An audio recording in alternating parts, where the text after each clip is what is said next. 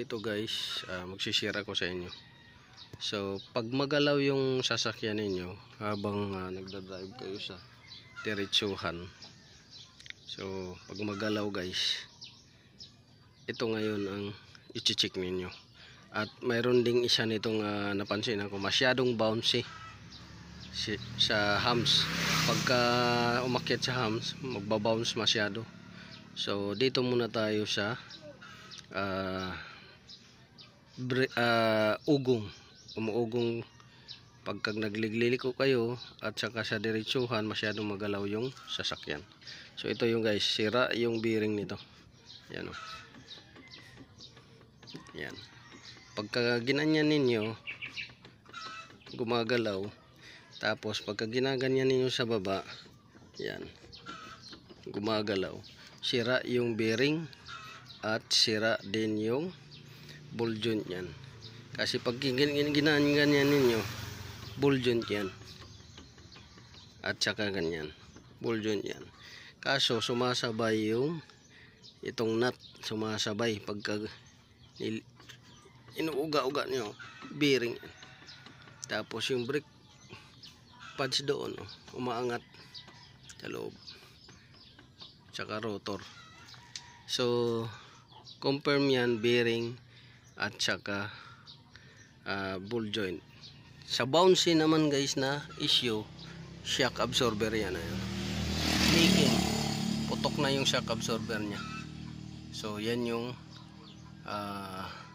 problema sa bouncy sa hams or minsan sa highway, masyadong magalaw. Yan yung issue, mga dahilan na dapat i-check. Punta tayo sa likod. Yan o, same issue pa rin guys dito, magalaw. Yan o, bearing yan. Pag dito sa taas, ginanyo, bearing pa rin. Yan, bearing. Tapos pagka dito naman sa taas, bearing ang gumagalaw niyan, sira. Yan, bearing. Tapos yung bouncy na issue, ito, putok pa rin yung shock sa likod. Ayan, putok ang shock. So yan yung issue. At saka masyado tong maingay pagkat nanakbo.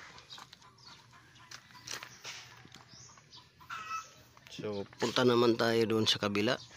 So dalawang gulong na yung na-confirm natin na sira yung bearing, sira yung shock, sira din yung ball joint. So doon tayo sa kabila. So dito naman check natin.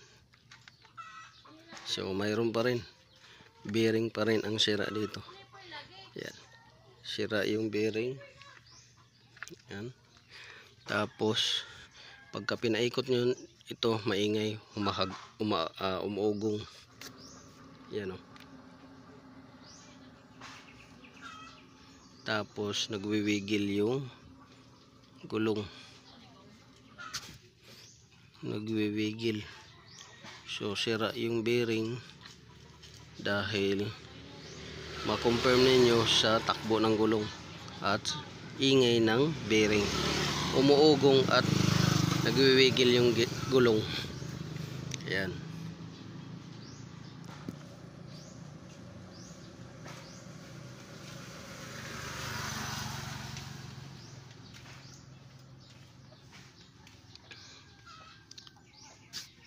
So confirm yan, bearing.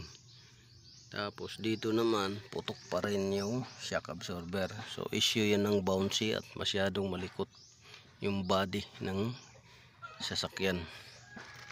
So punta naman tayo sa pang-apat na gulong. So ito yung pang-apat guys na gulong, at i-check din natin yung bearing. So dito mayroon pa rin, sira pa rin yung bearing. Tapos dito, ayan, confirm pa rin, sira yung bearing. So sira yung bearing nito.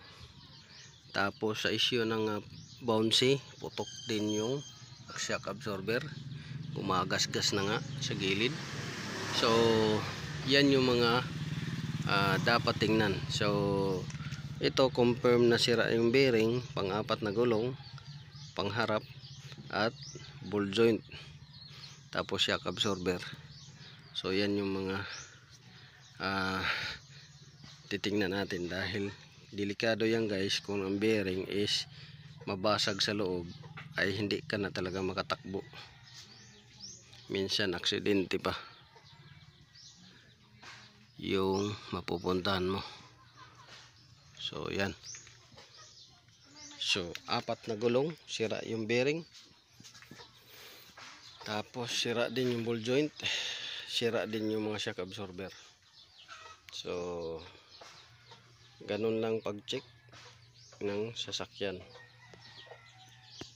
So para ma-check din ninyo yung sasakyan, lahat yan nakahanger. Ayan o, yun nakahanger sa front, doon nakahanger din sa sa rear,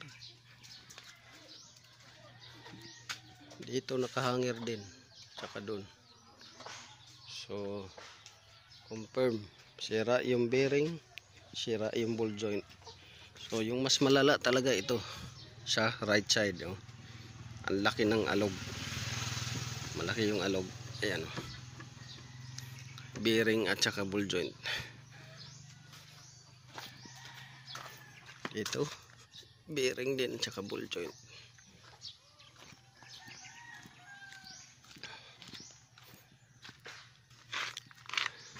Dito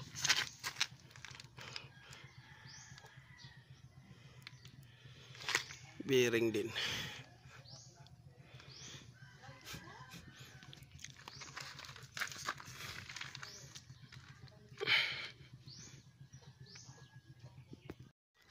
So yun guys, nakatulong yung diagnosing tips natin sa mga issue na binigay ko sa inyo. So ganun lang. This is Autoboyson. So don't forget to like, subscribe my YouTube channel Autoboyson. Follow my FB page Ubik Iris sa Sarcon. So ganun lang. Salamat sa inyong panunod. God bless you all. So ganun lang guys ang ibibigay natin sa inyo. So wag niyong pabayaan guys na yung bearing ninyo ay mabasag, kasi pag nabasag yan at sumikip at mapiktuhan yung rotor, mabingkong dahil nag-stuck, ang tendency niyan guys, maaksidente kayo. Aksidente, biglang liliko yung kakabig. So dapat yung bearing check ninyo, kasi marami na akong na-encounter yan, experience. Nung nabasag yung bearing, siyempre mawawala sa setting yung gulong sa alignment, kakabig talaga yan, pakanan or pakaliwa. So delikado kung may kasalubong kayo or nasa bundok kayo, mapupunta kayo sa bangin. Kung may kasalubong naman, mababangga kayo ng kasalubong dahil kakabig. So lilipat sa ibang linya yung sasakyan ninyo. So pangalawa, hindi na makatakbo yan. Hirap at malaking gastos dahil magpapahila kayo ng towing, tapos sa trabaho rin malaki ang madamage at papalitan ng parts. So mas maigi na i-prevent ninyo ng maaga. So this is Autoboyson. Maraming salamat. Good morning.